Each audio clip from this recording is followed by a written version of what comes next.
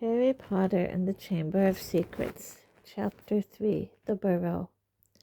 Ron, breathed Harry, creeping to the window and pushing it up so they could talk through the bars. Ron, how did you... What the... Harry's mouth fell open as the full impact of what he was seeing hit him. Ron was leaning out of the back window of an old turquoise car, which was parked in mid-air. Grinning at Harry from the front seats were Fred and George, Ron's elder twin brothers. "All right, Harry?" "What's been going on?" said Ron. "Why haven't you been answering my letters? I've asked you to stay about 12 times, and then Dad came home and said you'd got an official warning for using magic in front of muggles."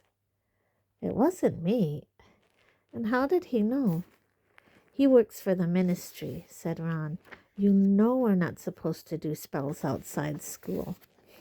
"Bit rich coming from you," said Harry, staring at the floating car. "Oh, this doesn't count," said Ron. "We're only borrowing this. It's Dad's. We didn't enchant it. But doing magic in front of those muggles you live with..." "I told you, I didn't. But it'll take too long to explain now. Look, can you explain to them at Hogwarts that the Dursleys have me locked up and won't let me come back? And obviously I can't magic myself out because the ministry will think that's the second spell I've done in 3 days, so..." "Stop gibbering," said Ron. "We've come to take you home with us." "But you can't magic me out either." "We don't need to," said Ron, jerking his head towards the front seats and grinning. "You forget who I've got with me." "Tie that round the bars," said Fred, throwing the end of a rope to Harry. "If the Dursleys wake up, I'm dead," said Harry as he tied the rope tightly around a bar, and Fred revved up the car. "Don't worry," said Fred. "I can stand back." Harry moved back into the shadows next to Hedwig, who seemed to have realized how important this was and kept still and silent.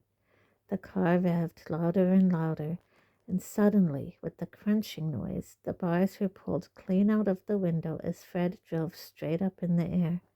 Harry ran back to the window to see the bars dangling a few feet above the ground. Panting, Ron hoisted them up into the car. Harry listened anxiously, but there was no sound from the Dursleys' bedroom. When the bars were safely in the back seat with Ron, Fred reversed as close as possible to Harry's window. "Get in," Ron said. "But all my Hogwarts stuff, my wand, my broomstick..." "Where is it?" "Locked in the cupboard under the stairs, and I can't get out of this room." "No problem," said George from the front passenger seat. "Out of the way, Harry." Fred and George climbed carefully through the window into Harry's room. You had to hand it to them, thought Harry, as George took an ordinary hairpin from his pocket and started to pick the lock. "A lot of wizards think it's a waste of time knowing this sort of muggle trick," said Fred. "But we feel their skills worth learning, even if they are a bit slow." There was a small click and the door swung open. "So, we'll get your trunk. You grab anything you need from your room and hand it out to Ron," whispered George. "Watch out for the bottom stair. It creaks," Harry whispered back as the twins disappeared onto the dark landing. Harry dashed around his room, collecting his things together and passing them out of the window to Ron. Then he went to help Fred and George heave his trunk up the stairs. Harry heard Uncle Vernon cough. At last, panting, they reached the landing, then carried the trunk through Harry's room to the open window. Fred climbed back into the car to pull with Ron, and Harry and George pushed from the bedroom side. Inch by inch, the trunk slid through the window. Uncle Vernon coughed again. "A bit more," panted Fred, who was pulling from inside the car. "One good push." Harry and George threw their shoulders against the trunk, and it slid out of the window into the back seat of the car. "Okay, let's go," George whispered. But as Harry climbed onto the windowsill, there came a sudden loud shriek from behind him, followed immediately by the thunder of Uncle Vernon's voice. "That ruddy owl! I've forgotten Hedwig!" Harry tore back across the room as the landing light clicked on. He snatched up Hedwig's cage, dashed to the window, and passed it out to Ron. He was scrambling back onto the chest of drawers when Uncle Vernon hammered on the unlocked door, and it crashed open. For a split second, Uncle Vernon stood framed in the doorway. Then he let out a bellow like an angry bull and dived at Harry, grabbing him by the ankle. Ron, Fred, and George seized Harry's arms and pulled as hard as they could. "Petunia!" roared Uncle Vernon. "He's getting away! He's getting away!" The Weasleys gave a gigantic tug, and Harry's legs slid out of Uncle Vernon's grasp. As soon as Harry was in the car and had slammed the door shut, Ron yelled, "Put your foot down, Fred!" And the car shot suddenly towards the moon. Harry couldn't believe it. He was free. He wound down the window, the night air whipping his hair, and looked back at the shrinking rooftops of Privet Drive. Uncle Vernon, Aunt Petunia, and Dudley were all hanging dumbstruck out of Harry's window. "See you next summer," Harry yelled. The Weasleys roared with laughter, and Harry settled back in his seat, grinning from ear to ear. "Let Hedwig out," he told Ron. "She can fly behind us. She hasn't had a chance to stretch her wings for ages." George handed the hairpin to Ron, and a moment later Hedwig had soared joyfully out of the window to glide alongside them like a ghost. "So what's the story, Harry?" said Ron impatiently. "What's been happening?" Harry told them all about Dobby, the warning he'd given Harry, and the fiasco of the violet pudding. There was a long, shocked silence when he had finished. "Very fishy," said Fred finally. "Definitely dodgy," agreed George. "So he wouldn't even tell you who's supposed to be plotting all this stuff?" "I don't think he could," said Harry. "I told you, every time he got close to letting something slip, he started banging his head against the wall." He saw Fred and George look at each other. "What, you think he was lying to me?" said Harry. "Well," said Fred, "put it this way. House elves have got powerful magic of their own, but they can't usually use it without their master's permission. I reckon old Dobby was sent to stop you coming back to Hogwarts. Someone's idea of a joke. Can you think of anyone at school with a grudge against you?" "Yes," said Harry and Ron together instantly. "Draco Malfoy," Harry explained. "He hates me." "Draco Malfoy," said George, turning around. "Not Lucius Malfoy's son?" "Must be. It's not a very common name, is it?" said Harry. "Why?" "I've heard Dad talking about him," said George. "He was a big supporter of you-know-who." "And when you-know-who disappeared," said Fred, craning around to look at Harry, "Lucius Malfoy came back saying he'd never meant any of it. A load of dung. Dad reckons he was right in you-know-who's inner circle." Harry had heard these rumors about Malfoy's family before, and they didn't surprise him at all. Draco Malfoy made Dudley Dursley look like a kind, thoughtful, and sensitive boy. "I don't know whether the Malfoys own a house elf," said Harry. "Well, whoever owns him will be an old wizarding family, and they'll be rich," said Fred. "Yeah, Mum's always wishing we had a house elf to do the ironing," said George. "But all we've got is a lousy old ghoul in the attic and gnomes all over the garden. House elves come from big old manors and castles and places like that. You wouldn't catch one in our house."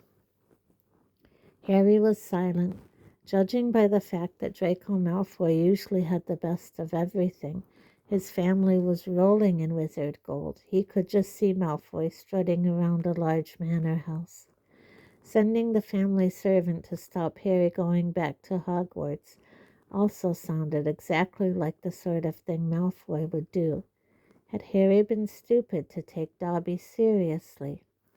"I'm glad we came to get you anyway," said Ron. "I was getting really worried when you didn't answer any of my letters. I thought it was Errol's fault at first." Who's Errol?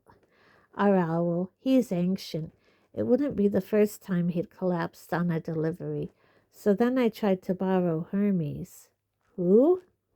The owl Mom and Dad bought Percy when he was made a prefect, said Fred from the front. But Percy wouldn't lend him to me, said Ron. Said he needed him.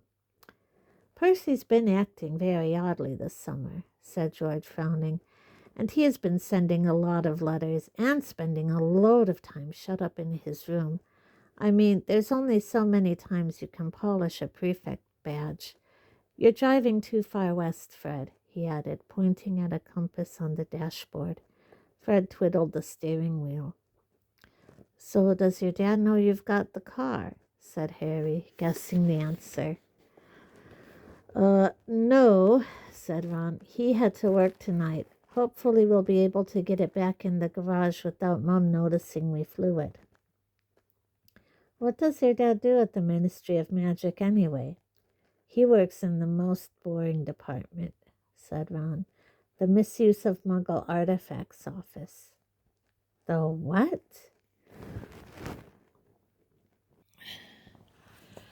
It's all to do with bewitching things that are Muggle made, you know, in case they end up back in a Muggle shop or house. Like last year, some old witch died and her tea set was sold to an antique shop. This Muggle woman bought it, took it home, and tried to serve her friends tea in it. It was a nightmare. Dad was working overtime for weeks. What happened? The teapot went berserk and squirted boiling tea all over the place, and one man ended up in hospital with the sugar tongs clamped to his nose. Dad was going frantic. It's only him and an old warlock called Perkins in the office, and they had to do memory charms and all sorts to cover it up. But your dad, this car... Fred laughed. Yeah, Dad's mad about everything to do with Muggles. Our shed's full of Muggle stuff. He takes it apart, puts spells on it, and puts it back together again. If he raided our house, he'd have to put himself straight under arrest. It drives Mom mad. That's the main road, said George, peering down through the windscreen. We'll be there in 10 minutes. Just as well. It's getting light. A faint pinkish glow was visible along the horizon to the east. Fred brought the car lower, and Harry saw a dark patchwork of fields and clumps of trees. We're a little way outside the village, said George. Ottery St. Catchpole. Lower and lower went the flying car. The edge of a brilliant red sun was now gleaming through the trees. Touchdown, said Fred, as, with a slight bump, they hit the ground. They had landed next to a tumble-down garage in a small yard, and Harry looked out for the first time at Ron's house.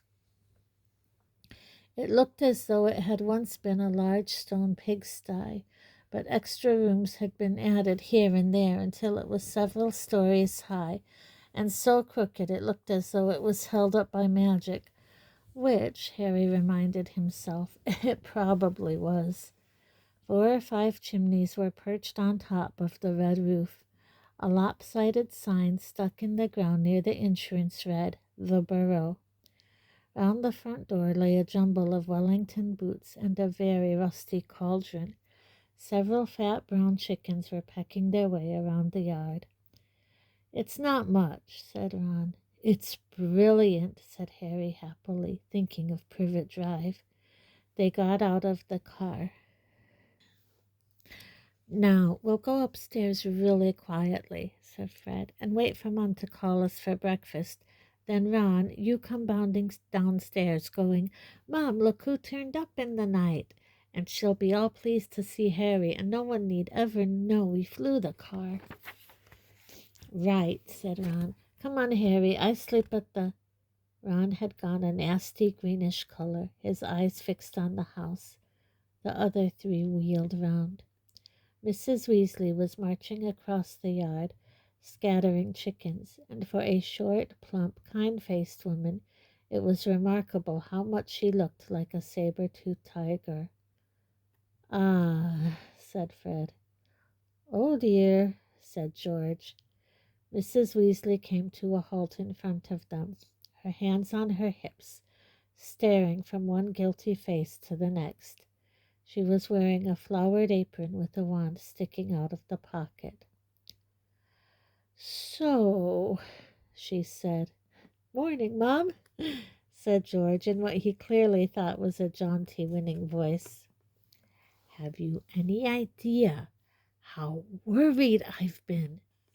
said Mrs. Weasley in a deadly whisper. "Sorry, Mom, but see, we had to—" All three of Mrs. Weasley's sons were taller than she was, but they cowered as her rage broke over them. "Bed's empty, no note, car gone, could have crashed. Out of my mind with worry. Did you care? Never, as long as I've lived. You wait until your father gets home. We never had trouble like this from Bill or Charlie or Percy." "Perfect Percy," muttered Fred. "You could do with taking a leaf out of Percy's book," yelled Mrs. Weasley, prodding a finger in Fred's chest. "You could have died. You could have been seen. You could have lost your father, his job." It seemed to go on for hours. Mrs. Weasley had shouted herself hoarse before she turned on Harry, who backed away. "I'm very pleased to see you, Harry dear," she said. "Come in and have some breakfast." She turned and walked back into the house, and Harry, after a nervous glance at Ron, who nodded encouragingly, followed her. The kitchen was small and rather cramped. There was a scrubbed wooden table and chairs in the middle, and Harry sat down on the edge of his seat, looking around. He had never been in a wizard house before. The clock on the wall opposite him had only one hand and no numbers at all. Written around the edge were things like "Time to make tea," "Time to feed the chickens," and "You're late."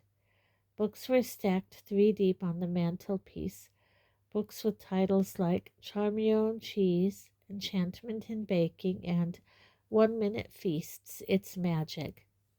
And unless Harry's ears were deceiving him, the old radio next to the sink had just announced that coming up was Witching Hour with the popular singing sorceress Celestina Warbeck. Mrs. Weasley was clattering around, cooking breakfast a little haphazardly, throwing dirty looks at her sons as she threw sausages into the frying pan. Every now and then she muttered things like, "Don't know what you were thinking of," and "Never would have believed it." "I don't blame you, dear," she assured Harry, tipping 8 or 9 sausages onto his plate. "Arthur and I have been worried about you, too. Just last night we were saying we'd come and get you ourselves if you hadn't written back to Ron by Friday. But really," she was now adding 3 fried eggs to his plate, "flying an illegal car halfway across the country. Anyone could have seen you." She flicked her wand casually at the washing up in the sink, which began to clean itself, clinking gently in the background. "It was cloudy, Mom," said Fred. "You keep your mouth closed while you're eating," Mrs. Weasley snapped. "They were starving him, Mom," said George. "And you," said Mrs. Weasley, but it was with a slightly softened expression that she started cutting Harry bread and buttering it for him. At that moment there was a diversion in the form of a small red-headed figure in a long nightdress, who appeared in the kitchen, gave a small squeal, and ran out again. "Ginny," said Ron in an undertone to Harry, "my sister. She's been talking about you all summer." "Yeah, she'll be wanting your autograph, Harry," grinned Fred, but he caught his mother's eye and bent his face over his plate without another word. Nothing more was said until all 4 plates were clean, which took a surprisingly short amount of time. "Blimey, I'm tired," yawned Fred, setting down his knife and fork at last. "I think I'll go to bed and—" "You will not," snapped Mrs. Weasley. "It's your own fault you've been up all night. You're going to denome the garden for me. They're getting completely out of hand again." "Oh, Mom." "And you too," she said, glaring at Ron and George. You can go up to bed, dear, she added to Harry. You didn't ask them to fly that wretched car. But Harry, who felt wide awake, said quickly, I'll help, Ron. I've never seen a denoming. That's very sweet of you, dear, but it's dull work, said Mrs. Weasley. Now let's see what Lockhart's got to say on the subject. And she pulled a heavy book from the stack on the mantelpiece. George groaned. Mom, we know how to denome a garden. Harry looked at the cover of Mrs. Weasley's book. Written across it in fancy gold letters were the words, Gilderoy Lockhart's Guide to Household Pests. There was a big photograph on the front of a very good-looking wizard with wavy blonde hair and bright blue eyes. As always in the wizarding world, the photograph was moving. The wizard, who Harry supposed was Gilderoy Lockhart, kept winking cheekily up at them all. Mrs. Weasley beamed down at him. Oh, he is marvelous, she said. He knows his household pests all right. It's a wonderful book. Mum fancies him, said Fred in a very audible whisper. Don't be ridiculous, Fred, said Mrs. Weasley, her cheeks rather pink. All right, if you think you know better than Lockhart, you can go and get on with it. And woe betide you if there's a single gnome in that garden when I come out to inspect it. Yawning and grumbling, the Weasleys slouched outside with Harry behind them. The garden was large, and in Harry's eyes, exactly what a garden should be. The Dursleys wouldn't have liked it. There were plenty of weeds, and the grass needed cutting, but there were gnarled trees all around the walls, plants Harry had never seen spilling from every flower bed, and a big green pond full of frogs. Muggles have garden gnomes too, you know, Harry told Ron as they crossed the lawn. Yeah, I've seen those things they think are gnomes, said Ron, bent double with his head in a peony bush, like fat little Father Christmases with fishing rods. There was a violent scuffling noise. The peony bush shuddered, and Ron straightened up. This is a gnome, he said grimly. Get off me! Get off me! Squealed the gnome. It was certainly nothing like Father Christmas. It was small and leathery looking, with a large, knobbly, bald head exactly like a potato. Ron held it at arm's length as it kicked out at him with its horny little feet. He grasped it around the ankles and turned it upside down. This is what you have to do, he said. He raised the gnome above his head. Get off me! And started to swing it in great circles like a lasso. Seeing the shocked look on Harry's face, Ron added, It doesn't hurt them. You've just got to make them really dizzy so they can't find their way back to the gnome holes. He let go of the gnome's ankles. It flew 20 feet into the air and landed with a thud in the field over the hedge. Pitiful, said Fred. I bet I can get mine beyond that stump.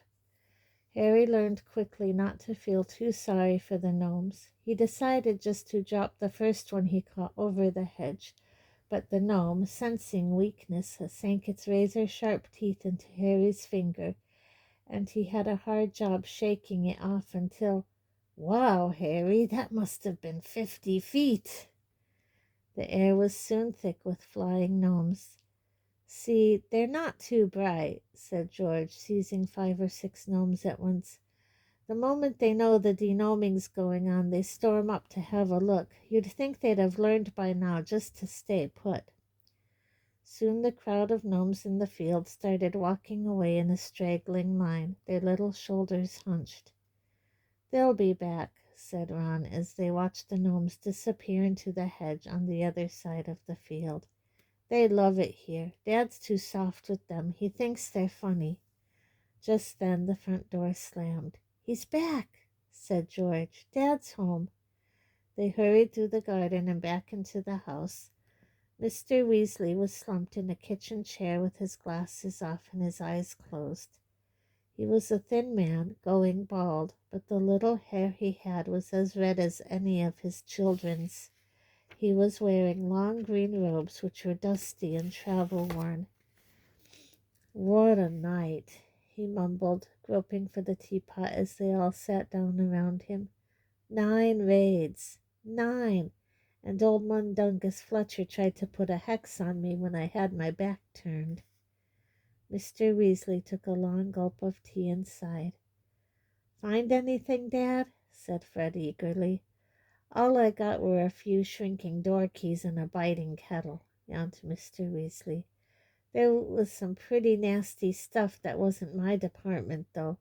Mortlake was taken away for questioning about some extremely odd ferrets, but that's the Committee on Experimental Charms, thank goodness." "Why would anyone bother making door keys shrink?" said George. "Just muggle baiting," sighed Mr. Weasley. "Sell them a key that keeps shrinking to nothing so they can never find it when they need it. Of course, it's very hard to convict anyone because no muggle would admit their key keeps shrinking. They'll insist they just keep losing it. Bless them, they'll go to any lengths to ignore magic, even if it's staring them in the face. But the things our lot have taken to enchanting, you wouldn't believe." "Like cars, for instance?" Mrs. Weasley had appeared, holding a long poker like a sword.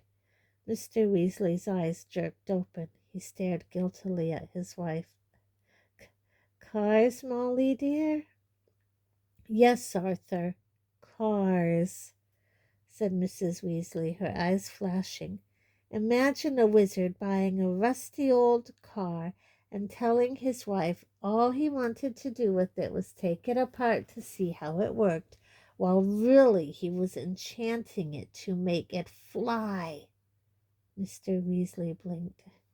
"Well, dear, I think you'll find that he would be quite within the law to do that, even if, he maybe would have done better to, tell his wife the truth. There's a loophole in the law, you'll find. As long as he wasn't intending to fly the car, the fact that the car could fly wouldn't—" "Arthur Weasley, you made sure there was a loophole when you wrote that law," shouted Mrs. Weasley, "just so you could carry on tinkering with all that muggle rubbish in your shed. And for your information, Harry arrived this morning in the car you weren't intending to fly." "Harry?" said Mr. Weasley blankly. "Harry who?" He looked around, saw Harry, and jumped. "Good Lord, is it Harry Potter? Very pleased to meet you. Ron's told us so much about—" "Your sons flew that car to Harry's house and back last night," shouted Mrs. Weasley. "What have you got to say about that, eh?" "Did you really?" said Mr. Weasley eagerly. "Did it go all right? I mean," he faltered as sparks flew from Mrs. Weasley's eyes, that was very wrong, boys, very wrong indeed." "Let's leave them to it," Ron muttered to Harry as Mrs. Weasley swelled like a bullfrog. "Come on, I'll show you my bedroom." They slipped out of the kitchen and down a narrow passageway to an uneven staircase, which zigzagged its way up through the house. On the third landing, a door stood ajar. Harry just caught sight of a pair of bright brown eyes staring at him before it closed with a snap. "Ginny," said Ron, "you don't know how weird it is for her to be this shy. She never shuts up normally." They climbed 2 more flights until they reached a door with peeling paint and a small plaque on it saying, "Ronald's room." Harry stepped in, his head almost touching the sloping ceiling, and blinked. It was like walking into a furnace. Nearly everything in Ron's room seemed to be a violent shade of orange. The bedspread, the walls, even the ceiling. Then Harry realized that Ron had covered nearly every inch of the shabby wallpaper with posters of the same 7 witches and wizards, all wearing bright orange robes, carrying broomsticks, and waving energetically. "Your Quidditch team?" said Harry. "The Chudley Cannons," said Ron, pointing at the orange bedspread.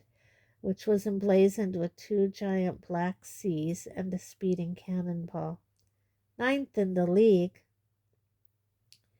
Ron's school spellbooks were stacked untidily in a corner next to a pile of comics which all seemed to feature the adventures of Martin Miggs, the Mad Muggle. Ron's magic wand was lying on top of a fish tank full of frog spawn on the windowsill next to his fat gray rat, Scabbers, who was snoozing in a patch of sun. Harry stepped over a pack of self-shuffling playing cards on the floor and looked out of the tiny window. In the field far below, he could see a gang of gnomes sneaking one by one back through the Weasleys' hedge. Then he turned to look at Ron, who was watching him almost nervously, as though waiting for his opinion. "It's a bit small," said Ron quickly. "Not like that room you had with the Muggles, and I'm right underneath the ghoul in the attic. He's always banging on the pipes and groaning." But Harry grinned widely and said, "This is the best house I've ever been in." Ron's ears went pink.